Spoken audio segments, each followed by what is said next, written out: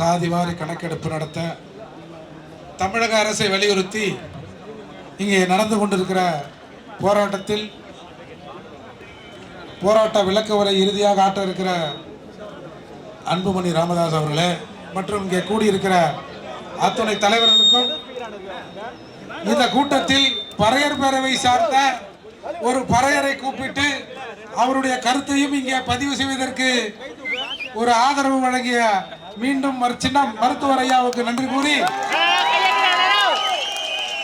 பொதுவா இன்றைக்கு தமிழகத்தில் இந்த சாதிவாரி கணக்கெடுப்பு அப்படின்னா என்னன்னு பலர் தெரியாம ஏதோ சாதிவாரி கணக்கெடுப்பு என்று சொன்னால் ஏதோ தமிழகத்தில் இருக்கிற சாதி தலைகளை எண்ணுவது என்று நினைக்கிறாங்க.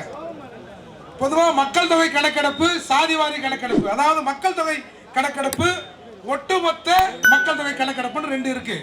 மக்கள் தொகை கணக்கெடுக்கிற பொழுது ஒவ்வொரு மக்கள் தொகை கணக்கெடுப்பிலும் இந்த நாட்டில் இருக்கிற பட்டியல் சமூக மக்கள், எஸ்சி எஸ்டி மக்களின் வாழ்வாதாரம், என் வீடுனா என் வீட்டில் எத்தனை பேர் இருக்கும், என்னோட பொருளாதார வசதி என்ன, என் வீட்டில் என்ன வசதி வாய்ப்பு இருக்கு, நான் என்ன வேலை செய்யறேன், நான் என்ன படிக்கிறேன் அப்படிங்கிறத ஒரு கணக்கெடுப்பு எடுப்பாங்க.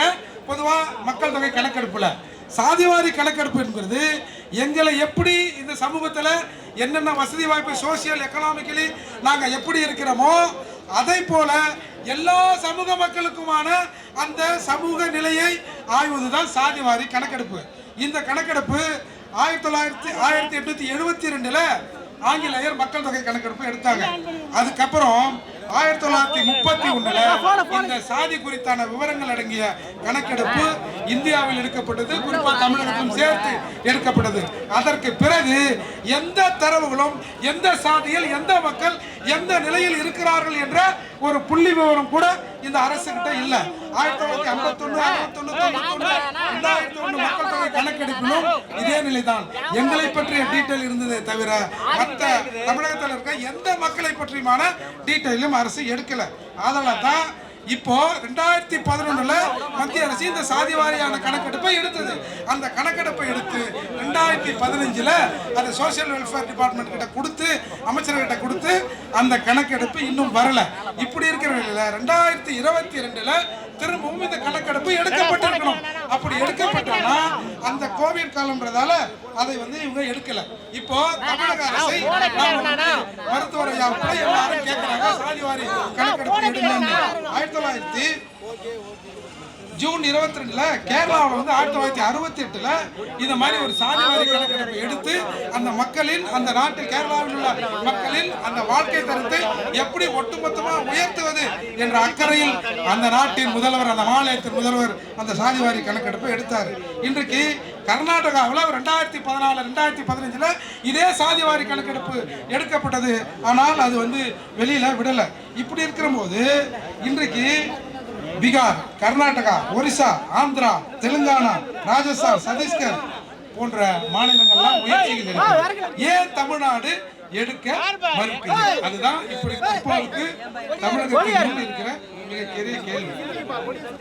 நான் போய் 10.5% கேட்பதற்கு எனக்கு வெக்கமா இருக்கு.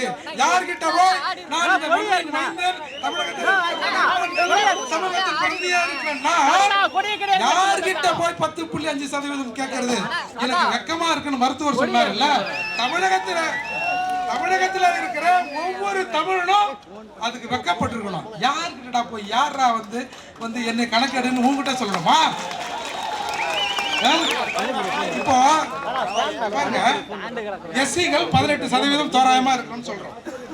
ஆனா கணக்கெடுப்பில் 22.5% நாங்க இருக்கிறோம். ஆனா இந்த 18 ஒரு 3 மைனஸ் ஆக்கி 15 ஆக்கி அந்த 15லும் ஒரு முன்னுரிமை கொடுத்து ஒரு பிரிவுக்கு நீங்க கொடுத்தீங்க. அப்போ நீங்க என்ன நினைக்கிறீங்க? 10.5% இன்னைக்கு செட்பேக் ஆயிருக்குன்னா தமிழகத்தில் இருக்கிறவன் எல்லாம் உறுதியானவன், இவன் ஒத்துமை இல்லாதவன், அதால இவன் இப்படியே இருந்துருவான் அப்படின்ற நிலப்புலதான் இன்றைக்கு தமிழக அரசு இதை எடுக்க மறுக்குது. இப்போ 10.5% கொடுத்தாங்க. சரி, மொத்தமா இன்னைக்கு அமைச்சரவையில் ஒரு 3-4 வன்னியர் சமூக பிரதிநிதிகளுக்கு கொடுத்திருக்காங்க. இது தமிழகத்துல மருத்துவர் ஐயாவும் அன்புமணி ராமதாஸ் அவர்களும் GK மணி போன்றவர்களும் PMK இல்லனா இந்த சமூகத்திற்கு நடந்திருக்குமா? இவர்களுக்கு மூவருக்கு பயந்து தான் இந்த அரசு அமைச்சரவையில் இடம் கொடுத்திருக்கு. இப்ப நாங்க 18% இருக்கோம். எங்களுக்கு எத்தனை பேர் கொடுத்திருக்காங்க சொல்லுங்க. அப்போ எங்க சமூகத்தில் இத்தகைய தலைவர்கள் இல்லை. இந்த சமூகத்தை பார்த்து அரசு பயப்படாது என்ற நிலையில் தான் நாங்கள் அனாதையாக்கப்பட்டிருக்கோம். இன்றைக்கு பாமக மட்டும் இல்லைன்னா எப்படி பட்டியல் சமூக மக்கள் தமிழ்நாட்டில் இருக்கிறோமோ அதே போலத்தான் பாட்டாளி மக்கள் கட்சியும் இந்த சமூகம் மறந்துவிடக் கூடாது.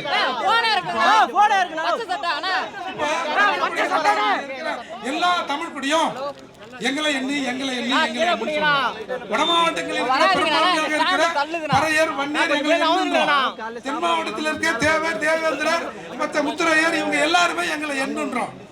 என்றதுல உங்களுக்கு என்ன பிரச்சனை? அதை வெளிப்படையா முதல்ல சொல்லுங்க. என்னன்னா நான் பெரும்பான்மையாக இருக்கிறேன் என்பது எனக்கு தெரிந்துவிடும். ஒரு மைக்ரோசாப்ட் கம்யூனிட்டி தமிழ்நாட்டை ஆண்டு கொண்டிருக்கிறது. ஒரு கல்யாண மண்டபத்தில் அடைக்கக்கூடிய மக்கள் தான் தமிழகத்தை தொடர்ந்து ஆண்டு கொண்டு இருக்கிறார்கள் என்பது வெளியே வந்துவிடும் என்பதற்காக இந்த திராவிட கும்பல் இதை எடுக்க மறுக்கிறாங்க. எனவே இங்க வந்துங்க தமிழர்கள் ஏதோ ஒரு கூட்டத்துக்காக வந்தோம், கூடணும், போனோம், கூடி கலைஞ்சிருவாங்க அப்படின்னு இந்த அரசு நினைக்குது இல்ல. இன்னைக்கு சாதிவாரி கணக்கெடுப்பை எடுக்க சொன்னால் இவர்கள் மத்திய அரசை வந்து எடுக்கணும்னு சொல்றாங்க. நான் ஒன்று சொல்றேன். ஜெயங்கொண்டம் ஒரு கூட்டத்தில் திருமாவளவன் இந்த கொடியை பாமக கொடியை ஏத்துகிறேன், இந்த தொகுதியில் பாமக வேட்பாளர் நிற்கவில்லை, திருமாவளவன் நிற்கிறேன் என்று உன் அக்காவிடம் சொல், உன் அம்மாவிடம் சொல், திருமாவளவன் ஓட்டு கேட்டு வந்தேன் என்று சொல்லுன்னு சொன்னல. எங்க அப்பா கூட 1 மணி நேரம் என் பக்கத்துல உட்கார்ந்து எனக்கு சாப்பாடு பரிமாறது இல்ல. ஆனா மருத்துவர் ராமதாஸ் அவர்கள் 1 மணி நேரம் என் தந்தையை போல என் பக்கத்திலே உட்கார்ந்து எனக்கு சோறு போட்டார் சொல்லிய நபர்கள் இன்னைக்கு திமுக என்ற கூட்டணியில் பாமக என்ற ஒரு கட்சி வந்தால் விசிக இருக்காது என்று சொல்றல. இதுதான் திராவிடத்தின் சூழ்ச்சி. எனவே இன்றைக்கு வட மாவட்டத்தில் இருக்கிற வன்னியரும் பறையரும் இணைந்து விட்டால், இணைந்து விட்டால் தமிழ் சாதிகள் ஒன்றாக நின்றா இங்க தமிழர் அல்லாதவருக்கு தமிழகத்துல வேலையே இருக்காது. இது நாம முதல்ல ஒழுங்கா புரிஞ்சுக்கணும். இன்றைக்கு தமிழ் சாதிகள் எல்லாம் ஒன்றாக சேர்ந்து, தமிழ் சமூகங்கள் எல்லாம் ஒன்றாக சேர்ந்து எங்கள் தலையை என்கிற நிலை இன்றைக்கு இருக்கிறது. இந்த நிலை தொடர்ந்து நாம் இதை வலியுறுத்தி இதை நடத்தாவிட்டால் ஒட்டுமொத்த தமிழர்களும் எங்களுக்கு கொஞ்சம் இடஒதுக்கீடு கொடுங்க அப்படின்னு கேட்கிற நிலை தமிழகத்தில் வந்துடும். எனவே இன்றைக்கு இந்த கூட்டம் என்பது ஏதோ கூடி கலைச்சிட்டாங்க, பறையரும் வன்னியரும் சேர்ந்து ஒரே மேடையில் நின்றார்கள் என்பதல்ல. நான் இந்த கூட்டத்தின் வாயிலாக நம்முடைய அன்புமணி மருத்துவர் ஐயாவுக்கு ஒரு வேண்டுகோளை விடுக்கிறேன். எங்கெல்லாம் வட மாவட்டங்களிலே வன்னியருக்கும் பறையருக்கும் வன்னியருக்குமான சின்ன சின்ன சண்டைகள் சச்சரவு நிற்கிறதோ, வன்னியர் சமூகத்தின் சார்பாக நீங்கள் வாருங்கள், பறையர் சமூகத்தின் சார்பாக நாங்கள் வருகிறோம். ஒரு 4-5 பிரச்சனையை நாம் ஒன்றாக நினைத்து இந்த தமிழகத்தின் அரசியல் வரலாறு மாறிவிடும். நாம் கேட்க வேண்டிய இடத்துல இருக்கிற நாம் இவர்களுக்கெல்லாம் கொடுக்க வேண்டிய இடத்தில் இருப்போம். எனவே மீண்டும் மீண்டும் ஐயாவை நான் வற்புறுத்தி கேட்பது, வட மாவட்டங்களில் பறையர்களும் வன்னியருக்கும் பிரச்சனை ஏற்பட்டால் 2 சமூக பிரதிநிதிகளும் ஒன்றாக சேர்ந்து நமக்குள்ளே அந்த பிரச்சனையை தீர்த்து வைக்க வேண்டும். ஏனென்று சொன்னால் இந்த 2 பெரும் சமூகம் இணைந்து விடக் கூடாது என்பதில் இங்கே இருக்கிற திராவிட கட்சிகள் முனைப்பாக இருக்கின்றன. எனவே மீண்டும் மீண்டும் நான் வலியுறுத்தி சொல்கிறேன், இந்த தமிழ் சமூகம் பிறப்பால் ஒருவர் தமிழராக இருந்து தமிழ்நாட்டை ஆள வேண்டும் என்று சொன்னால் அதில் முதன்மையாக இருக்கிற மருத்துவர் ஐயாவை நோக்கி தமிழகம் திரும்ப வேண்டும். ஒரே ஒரு செய்தியை சொல்லி முடிக்கிறேன்.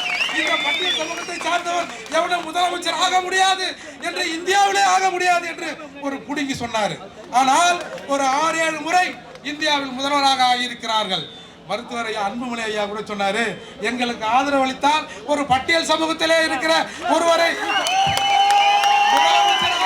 நாங்கள் தயார் என்று சொன்னார். அதே போல செந்தமிழன் சீமான் அவர்களும் ஒரு பட்டியல் சமூகத்தை சார்ந்தவரை முதல்வராக நாங்கள் தயார் என்று சொன்னார். இங்கே இருக்கிற தமிழ் குடிகள் கூட இதற்கு ஆதரவு அளிக்கும்.